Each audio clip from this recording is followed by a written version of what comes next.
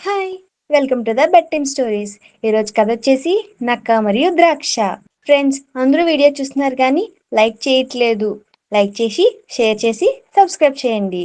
ఒకప్పుడు ఒక పొదిలి అడవిలో ఒక నక్క ఒంటరిగా జీవించేది. అది రోజు తిండి వెతుక్కుంటూ నడవడమే దాని జీవితం. కొన్ని రోజులు తిండి దొరికేది, మరి కొన్ని రోజులు ఆకలితో తిరగాల్సి వచ్చేది. ఒక వేడి వేసవి ఉదయం ఆ నక్క చాలా దాహంగా అలసిపోయి ఆకలితో నడుస్తుంది. అటుగా నడుస్తున్నప్పుడు ఒక తోట కనిపించింది. ఆ తోటలో ఎత్తుగా ఉన్న ద్రాక్ష తాటి చెట్టు కనిపించింది. దానిపై నలుపు మరియు ఊదా రంగుల్లో పండిన ద్రాక్షలు తళతళలాడుతూ ఉన్నాయి.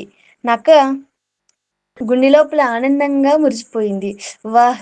ఎప్పుడూ నా జీవితంలో చూడనంత తీపిగా కనిపిస్తున్నాయి. ఇవి తింటే కడుపు నిండుతుంది అనుకుంది. నక్క ప్రయత్నాలు. ద్రాక్ష చాలా ఎత్తులో ఉన్నాయి. నక్క చిన్న జంతువు కాబట్టి పైకి ఎక్కలేకపోయింది. కానీ ఆమె దాదాపు 5 సార్లు దూకింది. ఒకసారి 2 కాలులతో గాలిలో గిరాకీగా దూకింది. మరోసారి ఓ పక్క నుంచి పరిగెత్తి దూకింది. కానీ ద్రాక్ష ఒక్కటి కూడా ఆమె మోకాళ్ళకు రాలేదు. ఒక గంట దాకా ప్రయత్నించి అలసిపోయింది. నక్క కూర్చొని గట్టిగా ఊపిరి పీల్చుకుంటుంది. అసహనం, అహంభావం. నక్కకు విసుగొచ్చింది. తనకు ద్రాక్ష అందని స్థితిలో ఉందని అర్థమైంది. కానీ తన లోపాన్ని ఒప్పుకోవడానికి ఇష్టపడలేదు. తన దాహం, ఆకలి ఉండగానే ద్రాక్ష చెట్టుని, పండ్లను చూసి ఇలా అనుకుంది.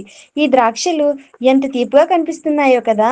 కానీ ఇవి నన్ను దగ్గరికి రానివ్వడం లేదు. తప్పకుండా పుల్లగా ఉంటాయి. నేను వాటిని తినక్కర్లేదు అని అనుకుంటూ అక్కడి నుంచి వేరే దారిలో నడవసాగింది. కానీ లోపల మాత్రం ఆమెకు బాధగా ఉంది. తన శ్రమ వృధా అయిందన్న బాధ. నిజం ఏంటంటే నక్కకు ద్రాక్ష తినలేకపోయినందుకనే అవి పుల్ల అని అనిపించాయి. కానీ నిజంగా అవి తీపిగానే ఉండేవి. ఆమె లోపాన్ని ఒప్పుకోవడానికి తినలేకపోయిన భ్రమ మాత్రమే.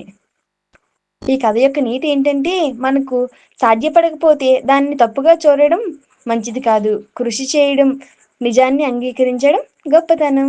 Thank you for watching.